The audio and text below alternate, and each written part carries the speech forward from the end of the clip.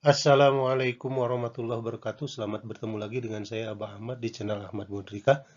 Kali ini kita akan membahas tentang bagaimana siswa belajar dan bagaimana para guru mengajar matematika dengan menggunakan pembelajaran paradigma baru pada kurikulum Merdeka. Jadi konten ini akan membahas tentang persiapan ketika guru akan mengajarkan matematika dengan menggunakan pembelajaran paradigma baru.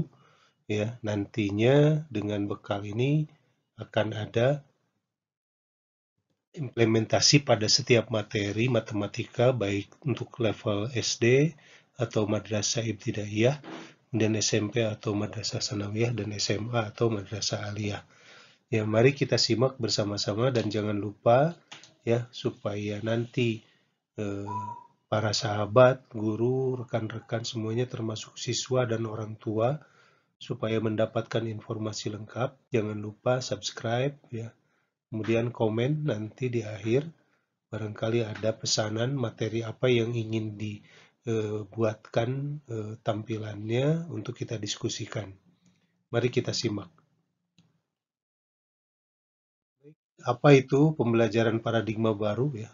Jadi pembelajaran paradigma baru yang dituntut dalam kurikulum Merdeka itu bahwa pembelajaran harus berpusat pada peserta didik, kemudian apapun pencapaian dari peserta didik itu harus dihargai oleh guru dalam pembelajaran, dan tentu saja untuk mencapai pembelajaran yang berpusat pada peserta didik serta penghargaan guru terhadap pencapaian peserta didik, maka pendekatan pembelajaran yang dipilih itu fleksibel ya.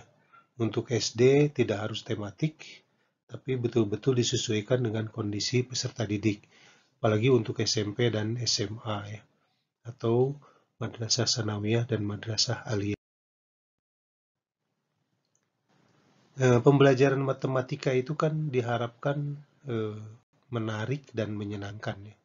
Jadi tentu saja ini dibutuhkan inovasi dari guru dalam mengembangkan pembelajaran yang kreatif, kemudian juga eh, menciptakan suasana berpikir tingkat tinggi dari para siswa atau peserta didik. Dengan demikian, kalau tercipta suasana proses pembelajaran yang mengembangkan berpikir tingkat tinggi, maka potensi yang dimiliki seluruh peserta didik bisa dikembangkan secara maksimal. Selanjutnya, diharapkan juga fokus ke siswa pembelajaran matematikanya. Artinya di sini tingkat pemahaman peserta didik itu betul-betul perlu eh, dipergunakan semaksimal mungkin, sehingga nanti ketika menyampaikan pembelajaran itu dibantu dengan pertanyaan pemantik maupun media pembelajaran atau teknologi. Baik, pembelajaran yang menarik dan menyenangkan itu artinya kan gurunya harus inovatif ya, dan dia mau mengembangkan pembelajaran dengan kreatif. Di sini berarti guru mau mengembangkan model-model pembelajaran yang bervariasi, tidak monoton ya. Kemudian juga mau mempraktekkan teori-teori belajar yang relevan. Di antaranya seperti scaffolding dan ZPD untuk pembelajaran yang bermakna. Ini yang akan kita sampaikan di konten kali ini secara lebih mendalam sebagai persiapan ketika guru akan menyampaikan pembelajaran matematika yang berfokus kepada siswa, kemudian menarik dan menyenangkan serta mengakomodir kemampuan berpikir tingkat tinggi mereka. Selanjutnya juga menyajikan materi semenarik mungkin dan tak lupa juga menggunakan berbagai media pembelajaran tentu saja, serta alat bantu pembelajaran atau perangkat pembelajaran yang relevan ya. Adapun pembelajaran yang mengakomodir berpikir tingkat tinggi siswa, di sini guru harus mampu mengembangkan potensi yang dimiliki oleh seluruh peserta didik secara maksimal. Karena masing-masing peserta didik itu memiliki potensial development sendiri ya. Jadi perkembangan potensial yang mereka miliki. Nah, seperti apa sebetulnya ya tentang potensial development dan aktual development itu kita simak ya. Misalnya ada dua sumbu koordinat ya, sumbu horizontal dan sumbu vertikal, di mana horizontal itu menyatakan tentang kompetensi sama dengan sementara yang vertikal itu tantangan. Jadi ketika dibuat Simbu seperti ini, maka ada sebuah daerah yang mana daerah ini sebetulnya merupakan daerah di mana seorang peserta didik ya eh, memiliki keselarasan antara kompetensi dengan tantangan. Di sini semakin bertambah tantangan ya, maka semakin bertambah kompetensi yang dimiliki. Nah, ini ada dua batas ya. Ini garis atas dan garis bawah ya. Jadi daerah ini ya memiliki daerah yang disebut dalam teori belajar adalah daerah perkembangan terdekat atau Zone of Proximal Development ya atau ZPD.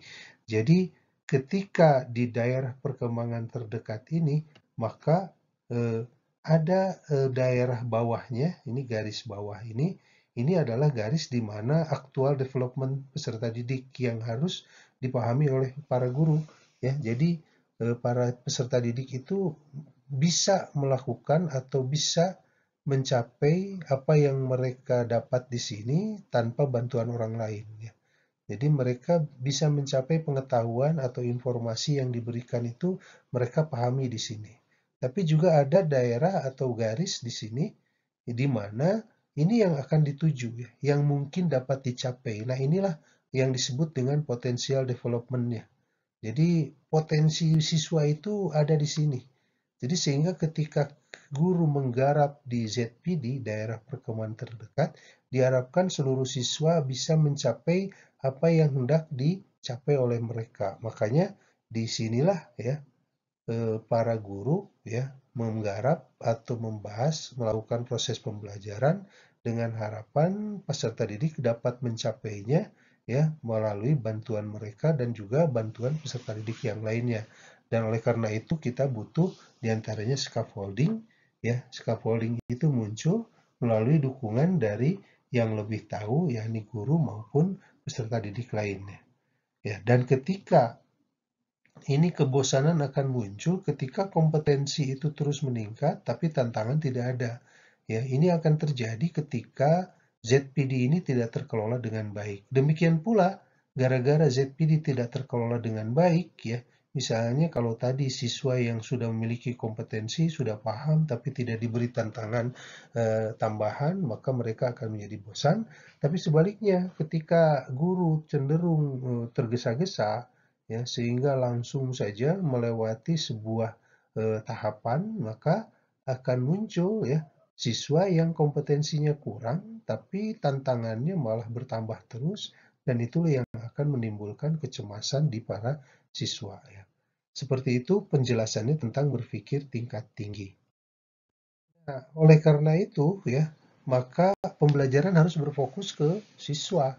Dalam hal ini, berfokus ke siswa itu artinya sesuai dengan tingkat pemahaman. Jadi, disinilah yang dibutuhkan oleh guru terkait dengan pembelajaran terdiferensiasi ya. Tentu saja ini bicaranya bukan satu persatu peserta didik karena ini akan merepotkan, tapi berbicara secara umum ya, secara rata-rata ya.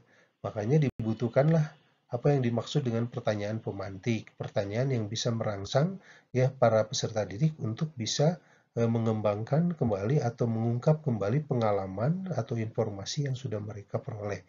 Dan juga dibutuhkan teknologi serta perangkat pembelajaran ya. Nah, kalau diistilahkan seperti ini bahwa scaffolding itu kan laksana tangga ya. Jadi ketika seorang guru ingin agar siswanya mencapai level tertinggi di sini, ya, yang dimaksud seperti tadi adalah potensial development-nya, jadi kemampuan yang potensi yang mereka bisa capai, tentu saja itu butuh sebuah tahapan-tahapan. Jadi yang sering terjadi adalah guru cenderung ya tergesa-gesa sehingga mengharapkan peserta didiknya untuk meloncat gitu ya. Apakah 2-3 tahapan atau bahkan langsung ke hasil akhir ya dari pencapaian tertinggi. Ini yang akan membuat frustrasi.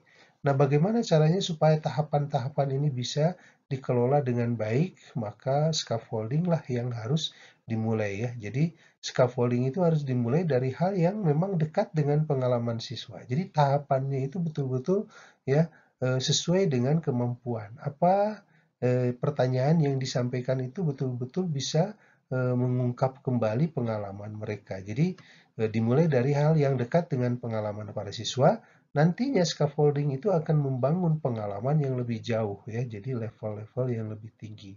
Makanya pada saat pembelian materi atau tugas baru, scaffolding itu harus nyata di mata peserta didik, walaupun eksternal ya, bukan ada dalam diri mereka, tapi itu bisa visible, terjangkau. Nah, penjelasannya sebagai berikut bahwa dalam diri siswa tadi dalam ZPD itu ya, sebelum ZPD itu ada apa yang harus atau apa yang bisa saya pelajari sendiri. Jadi siswa tidak perlu bantuan orang lain. Kemudian ada sebuah daerah di mana saya bisa pelajari tapi harus dibantu. Dan ada daerah yang sebetulnya di luar jangkauan saya, kata para siswa ya. Jadi saya tidak mungkin bisa mencapai ini. Nah, yang mungkin bisa dicapai itulah ZPD ya, makanya dibutuhkan pengetahuan orang lain, yakni guru atau peserta didik lain yang lebih kompeten dan dibantu juga oleh teknologi dan perangkat pembelajaran. Nah, manfaat dari konten yang saya buat ini diperuntukkan untuk guru matematika diantaranya. Jadi mari kita sama-sama berbagi metode dan cara praktis mengajarkan suatu materi matematika menggunakan teori belajar tadi demi terciptanya pembelajaran yang berfokus kepada siswa atau pembelajaran paradigma baru yang ada pada kurikulum Merdeka. Di samping itu juga ini bisa bermanfaat untuk para mahasiswa calon guru matematika. Nanti kita bisa berbagi pengalaman praktis ya dalam mengajar matematika dan tak lupa pula untuk para siswa dan orang tua siswa karena siswa bisa mempersiapkan pembelajaran pada materi tertentu atau juga kalau misalnya ada yang kurang dipahami pada materi yang setelah diterima di sekolah itu bisa menyimak di konten saya. Jadi konten YouTube yang ada di channel Ahmad Mudrikah ini ada tentang materi sekolah dasar ya, matematika sekolah dasar dan ibtidaiyah untuk fase A, B, dan C. Kita akan menyampaikan cara mengajar setiap materi yang dilengkapi dengan konten yang menghibur tentu saja untuk memotivasi peserta didik dan ini bisa diambil atau disimak oleh para guru, para siswa juga termasuk para mahasiswa calon guru juga ada matematika SMP atau MTS dan matematika SMA atau aliyah ya. Dan diantaranya juga untuk matematika perguruan tinggi, untuk materi kuliah terutama metode numerik, matematika penelitian dan statistika. Oleh karena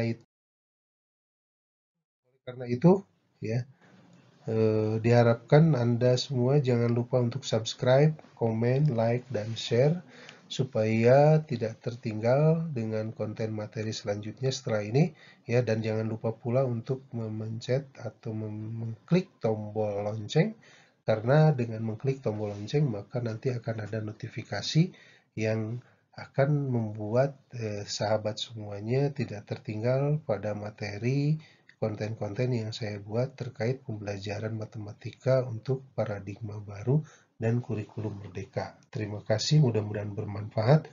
Wallahul muwaffiq ila aqwamit thoriq. Wassalamualaikum warahmatullahi wabarakatuh.